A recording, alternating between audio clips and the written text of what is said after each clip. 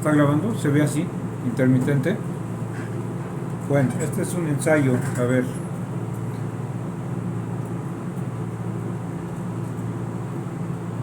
Ok. Esta conferencia que preparé fue de hace aproximadamente un año y me vi muy motivado a hacerlo porque la física o la mecánica cuántica puede explicar muchas cosas relacionadas con la conciencia y con la forma que percibimos el mundo. La mecánica clásica habitualmente interpretaba el mundo como algo separado del hombre y separado de la naturaleza. Ahora, con los conocimientos actuales y las experimentaciones que ocurrieron a principios del siglo XX, la concepción de la realidad ha cambiado y no se interpreta a la realidad como algo separado del hombre, sino que el hombre está incluido dentro de ella y tiene la cualidad de la conciencia para poder interpretarla. De ahí surgió esta inquietud por presentar esta plática, porque en lo personal no creo, a lo mejor ahí estoy hablando a nivel de creencias, que la conciencia pueda ser nada más explicada como una emergencia de la actividad cerebral o como un epifenómeno. En realidad, creo que el asiento de la conciencia sí es el cerebro, pero no la explica totalmente. Más bien no la explica, explica nuestra capacidad para pensar, para estar despiertos, pero no explica en sí el elemento de la conciencia que permea en lo que los físicos han conocido como el universo. Es decir, tan es así que en la mecánica cuántica, que se desarrolló desde principios del siglo XX, se consideraba que en realidad para que el universo se entendiera tendría que existir la conciencia independientemente de nosotros, o sea, la conciencia como un fenómeno universal. Y eso es algo que nunca fue del todo digerido por la neurociencia del siglo pasado y por la ciencia actual, que está, digamos, de alguna manera plasmada de materialismo. Bueno, quisiera empezar diciéndoles que en respecto a los orígenes, si hablamos de la mecánica clásica, estamos hablando que la mecánica clásica se inició en el a finales del siglo XVI con Isaac Newton y con la influencia de Galileo. Ellos consideraban a la mecánica clásica en términos limitados, es decir, todo medible, todo susceptible de ser medido y todo con valores absolutos. Espacio, tiempo, objetos, movimiento y las leyes de la física en general, que al mostrarlas así, por ejemplo, las leyes del movimiento, se podrían observar perfectamente en el billar, en la aplicación de vectores, que son absolutamente predecibles. El movimiento de los planetas, el aire, el agua, las piedras, los metales y la formación del espacio-tiempo como un concepto absoluto, sin variantes, sin modificaciones. Aprovecho, aunque no me introduzco todavía en la mecánica cuántica, que aquí en el concepto de mecánica clásica se dice, si se aplica una fuerza a un vector y luego pega sobre otra parte y se aplica otro vector, da un resultado determinado. Bueno, en la mecánica cuántica actualmente se asume que sí tiene ese efecto, pero que eventualmente variantes desconocidas, por ejemplo la posición de los astros, y no hablo de astrología, sino la posición de los astros, la gravitación, puede influir en el movimiento de la bola y eso determinar variantes o variaciones que son considerables o que pueden tener un significado importante. Pero eso es un paréntesis en la explicación del modelo clásico. El modelo clásico estuvo muy influenciado por Descartes. También en ese tiempo, Descartes estableció o fue el que estableció las raíces del método científico, de la medida, de la predicción de las cosas y de sostener que el observador y lo observado son entidades separadas.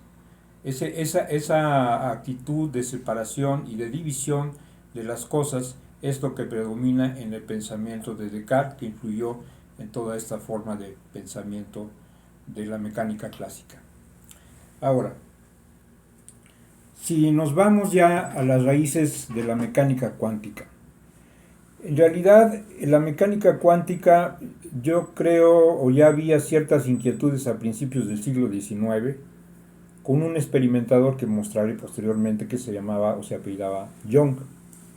Y este Young, a través de un experimento que le llamaban el experimento de la ranura, de la doble ranura, pudo determinar el comportamiento de la luz como si fueran ondas. Pero este experimento se quedó allí, nunca tuvo una explicación determinada. Digamos que son los albores, 1800 por ahí. Pero quedó eso, digamos, por decirlo de alguna manera, en stand-by. Ya no se hizo más experimentación sobre este tipo de cosas, o si se hicieron experimentaciones no tuvieron una explicación clara. Y fue hasta finales del siglo XIX que Max Planck desarrolla un modelo que podemos, este es Max Planck, íntimo amigo de Alberto Einstein, que en los albores del siglo XX y a finales del siglo XIX se reunían para tocar música juntos y para hablar de física.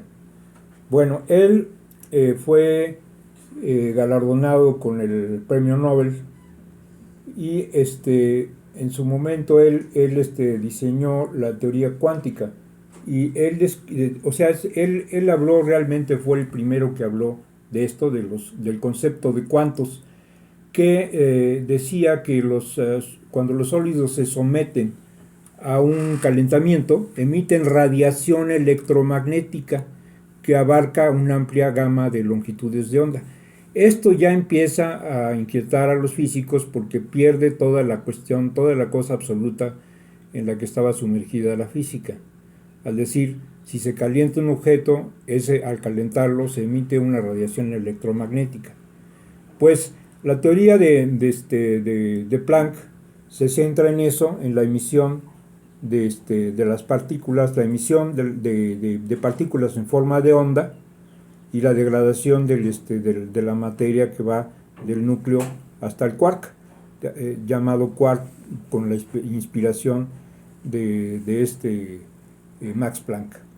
Bueno, todo esto derivó en los hallazgos de Alberto Einstein, que curiosamente él señala, curiosamente, sí, gana el premio Nobel en 1925 por este hallazgo. Muchos de nosotros, yo me incluyo allí, teníamos la idea de que él había ganado el premio Nobel por el concepto de la relatividad, el descubrimiento genial de la relatividad. Y no, pues no fue así. En realidad el premio Nobel se lo otorgan a él por el experimento del efecto fotoeléctrico, que viene a documentar de una forma más sólida los hallazgos de Planck. Y aquí vemos cómo la luz es emitida a una placa de metal, y esta placa de metal emite estos electrones en forma de onda y da lo que llama el experimento del efecto fotoeléctrico. Y por primera vez introduce estos elementos que vienen a chocar con la física clásica en el sentido de que todo se maneja por vectores absolutos. Aquí tenemos a Einstein más o menos en esa época de 1925, cuando recibió el premio Nobel, su firma de Alberto Einstein. Bueno, para 1913 ya había un nivel de contradicciones muy serio entre los físicos. Y por una parte, aunque Alberto Einstein había sido uno de los precursores de la mecánica cuántica, él generó su propio ¿cómo podríamos decir? Su propio demonio en ser uno de los que primero introdujo los conceptos de mecánica cuántica. Pues se generó digamos, una contradicción en la interpretación de si lo que estaban viendo los físicos eran partículas o eran ondas. Todo esto generó un encuentro, ahora sí que un encuentro, no solamente físico, sino un encuentro de ideas en la interpretación de la realidad atómica o de la realidad de los átomos. Entonces, el asunto era que, como veían las cosas, los átomos, las partículas que rodean al átomo, al núcleo del átomo, específicamente los electrones, se comportaban de una forma dual, es decir, se comportaban como ondas o como partículas.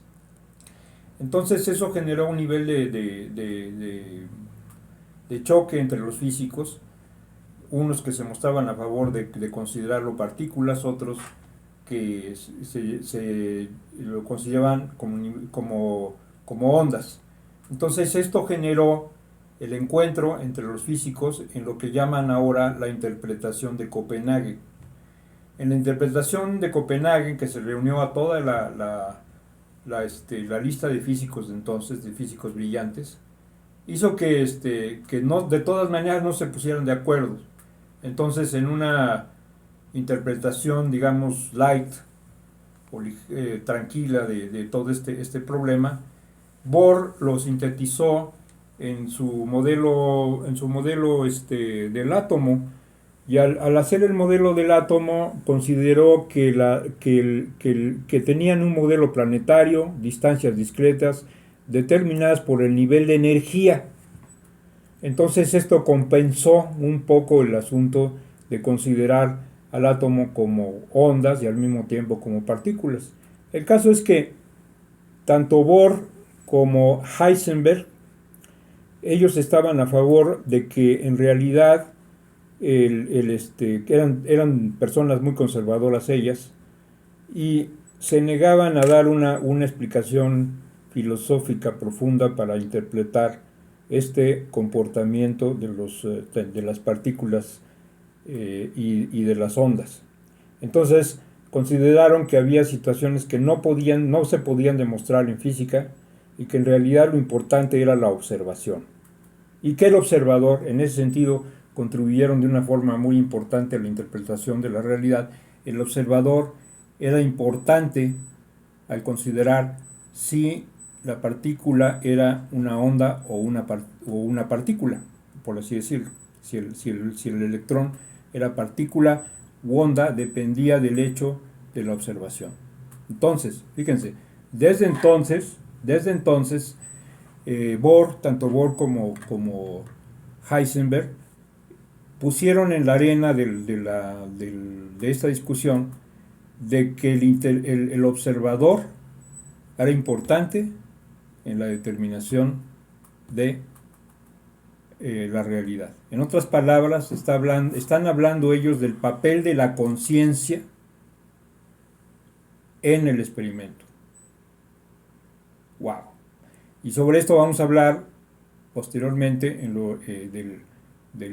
el experimento de la rendija, de la doble rendija, que me va a permitir aclararles en qué consiste esto. El modelo del átomo, vuelvo a eso, tomó el otro extremo con este genio que se llama Louis Victor de Broglie, también ganador del premio Nobel en 1929, que se fue al otro extremo de considerar a la órbita del electrón como una de naturaleza ondulatoria. O sea, ya aquí ya está introduciendo otros elementos que van más allá de considerar al electrón como una partícula, y va ya más bien considerarlo como de naturaleza ondulatoria. Si se estableciera una medición, es lógico que al cortar un momento del átomo, estaríamos viendo puntos, y esos puntos los estaríamos interpretando como partículas en lugar de ser ondas. Entonces va más el asunto de cómo vemos al átomo o de qué forma lo vemos, que nos hace ver la ilusión de que lejos de ser ondas son partículas. Bueno, tenemos aquí a otro modelo, que fue un modelo también parecido al modelo de Broglie, y fue ideado por Erwin Schrödinger. También ellos estaban en contra de la interpretación clásica de Copenhague, y ya consideraban al átomo como, o a las partículas como orbitales. Bueno, aquí viene todo. Aquí está toda la raíz del asunto de la mecánica cuántica. Aquí es donde reposa toda la situación de lo que han llegado a decir la dualidad onda-partícula y lo que tiene que ver también con el principio de no localidad. Bueno, en este famoso experimento que ya, como les decía, se había hecho en 1801, pero que había tenido una interpretación muy limitada, llegamos a la base de lo que fue la discusión en la